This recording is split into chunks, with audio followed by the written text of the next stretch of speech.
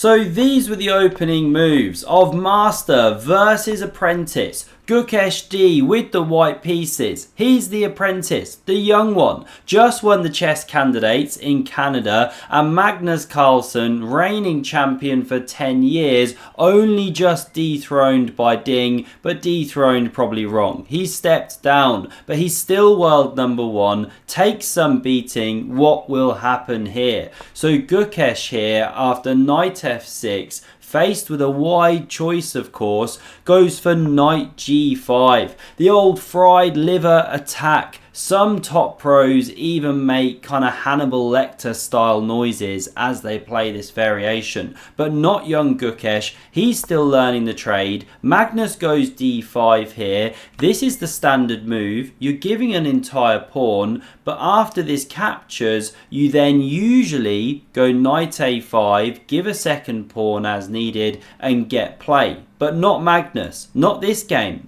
He goes for a sideline, loves himself a sideline, pawn to b5. I used to play this one myself back in the day. It's a lot of fun if white takes the pawn here. And it looks terminal, right? You're attacking this knight, it's pinned. What are you playing at? This is the follow-up move though. You take back the pawn, hit the bishop, defend the knight, and you attack g2, and this is a typical kind of variation, and the bishop's coming to b7, bishop to d6 maybe, pawn to e4. You get a big attack for the sake of a pawn, so that's how the line goes. But this is the refutation. Bishop to f1, and the point is that now black has to recapture this with the knight, not with the queen, or else you run into knight c3 with big gain of tempo. So knight takes played. Now you take the pawn. This is why you give the tempo, because you sidetrack the knight, and even though this one is hanging on g5, this threat of takes on c6 is bigger. So that's why Magnus goes bishop to b7. d4 now played. Good move. You open up the bishop on c1 to defend the knight, and you start opening the centre. Pawn takes played by Magnus, castles, there's an attack on the way. So black has to act fast, of course. Bishop e7 closes the file, and now queen h5, top engine move by a mile. Play that and the Silicon Overlord is purring, but it wasn't done by Gukesh. You know, it prevents castles or you mate. If g6, then the queen steps onto the dark squares. It's uncomfortable, but this one was played a bit meek. And after castles, I really don't like how Gukesh plays this one now. Not that it's straightforward. So he gives up his bishop pair. I mean, that one was a tasty looking piece. This one now unopposed. This is his point. He now takes on d4, picks up a tempo on the bishop, and gets some natural looking development. Knight d2, not loved by the engine. It wanted an immediate knight f5. However, if you hadn't gone for all of this, you'd taken the pawn immediately, way back before giving up the bishop, well then black got some initiative, but it should have been better than giving the bishops. This one here gives Magnus what he wanted from the outset. Open board for his bishops. Yes, he's a pawn down, but he has initiative. He's attacking. Lovely jubbly in a blitz game, or rapid I should say, sorry. Knight f5 from Gukesh, not the best. The engine wanted knight e2, but not such an easy move to play. Looks quite passive. This one hits the bishop, it drops. Now we get knight f3, but queen f6, and this is one of the problems. Magnus now picking up tempos. The knight stumbling back to g3, and h6 played. Important move. Stops any bishop g5 stuff. And where is this one actually developing? Hasn't really got a nice square. On d2 it blocks the queen, looks clumsy. So queen c2 from Gukesh, rook a8, rook d1. He's just leaving this one at home, and after knight b6 from Magnus, opening the eyes of two pieces in one go, we see an exchange down the d file, rook recaptures, and the problems for Gukesh becoming more and more apparent, because he still can't develop this bishop in a natural way. You know, bishop d2, I didn't explore it. What's the problem? Aha, okay, this one of course. Same if you go bishop e3, you've got this big problem on f3. So that's why knight e1. Anyone for knight e1? Great chess joke. Got sent a t-shirt recently of a guy who printed some t-shirts. Steve from the US. Awesome. Love a knight on e1. That's a chess notation joke.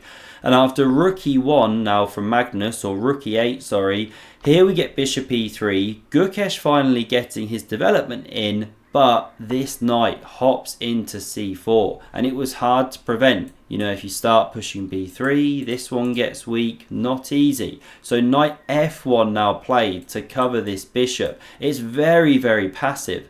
Magnus takes straight away. That bishop on e3, a real rock solid defender of the position, a lighthouse, a beacon in the ocean of Gukesh's terrible position. c4 now played by Magnus, and it offers a pawn. It's really powerful chess. If you capture this one, there's no immediate knockout blow. You really have to click around. But the main idea is you threaten this checkmate, and it's really hard to defend. You know, this one's covering it right now, but there's a threat to take, eliminate the defender, deliver the mate. So this is natural to block the e-file, add a second defender, but then bishop c5. And there are tons of tactics with these pieces converging, everything like that. Very hard to actually unravel for white and find good moves. Won't keep clicking, but black stands fine, marginally better. So the pawn not touched. Queen a4 played, hits an undefended rook and the pawn on c4, but this is where Magnus just uncorks a corker, a real corker of a corking sacrifice. He plays the excellent rook takes on e3. Love it. Always reminds me of that famous game where the rook sacks itself on e3. When I see a rook sacrificing on e3, I forgot who played it now. I'm feeling kind of stupid. Was it Alekhine maybe? Baden-Baden or something, 1926. Really cool game. Now the pawn recaptured on e3, of course, and bishop c5, the follow-up point. I love how this game demonstrates the power of the bishops, the snipers, long-range weapons, and Gukesh immediately makes a blunder. This isn't Gukesh A, this is Gukesh D we're seeing today. Not ideal, not his A game. What does he play? Knight to f3. He should have instead chucked in a check, then gone knight f3. It's steep stuff, but now this one takes with check because there's no queen here defending the pawn. Okay, it's not that deep. King f1 now played and bishop c6. The big problem is Magnus chucks in this in-between move. What Gukesh was probably expecting is takes here. Now you can go check, king here, and pick up this one. Really nice line. White doing okay, in fact winning. But Magnus goes here first, stops the check. This is the thing. So then queen d1 comes. Now he can go bishop e4, not take the knight, and look where this one is headed. What a bone in the throat. So here we see queen d7, seeking that active counterplay, checking down here. And Magnus, inexplicably, makes a terrible move. Not like him when he's 3.3 ahead of a pawn. Time on the clock to not find bishop d3 check, the most natural move. King e1 the response, and look at the barrier those bishops form.